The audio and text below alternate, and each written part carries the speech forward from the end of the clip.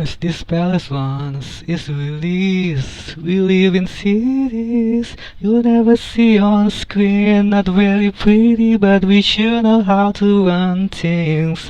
Living in the ruins of a palace within my dreams. And you know, we're on each other team. I'm kinda over getting told to throw my hands up in the air. So there. I'm kinda older than I was when I lived out without a care. Oke, ini sesuatu yang patut dirayakan bagi saya ya. Ada hikmahnya ya, 1 minggu saya tidak bisa live. Memang jarang live, tapi setidaknya 2-3 hari sekali. Dalam artian satu pintu tertutup, ada pintu lain yang terbuka ya. Yang membuat semua senang, bukan hanya saya saja ya. Gencatan permanen di Gaza. Yang ini saya baca aja ya, dari Detik News, judulnya gencatan senjata Arab. Trump itu presiden Amerika Serikat, puji negara Arab Muslim termasuk Indonesia, yang bagi saya juga sebenarnya warga internasional seperti Greta Thunberg, jangan salah ya, nanti saya tulis di teks ya. Dia kan ditangkap awal Oktober ya, bersamaan dengan Sumut Flotilla Freedom. Greta itu orang Swedia, ya Swedish, agamanya Kristen. Jadi ini soal kemanusiaan, sekali lagi soal kemanusiaan, bukan soal agama, ya.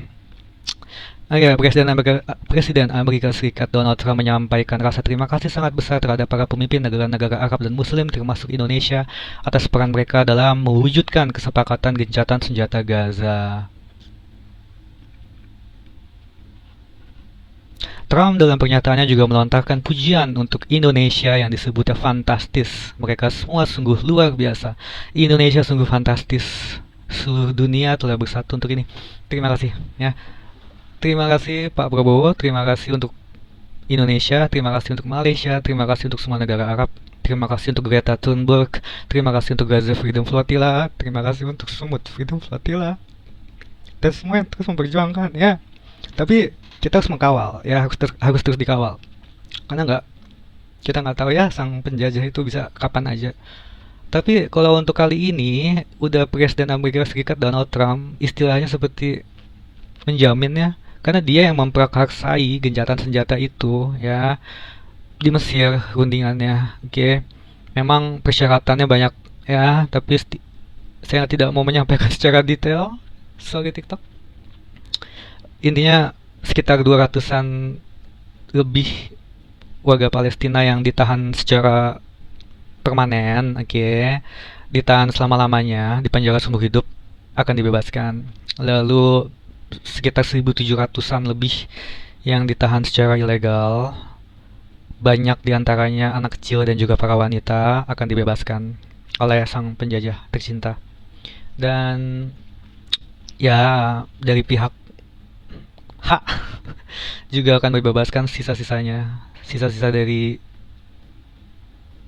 sang penjajah, warga penjajah. Oke, aku tidak mau terlalu menjelaskan secara detail ya soal Oktober Mei 48.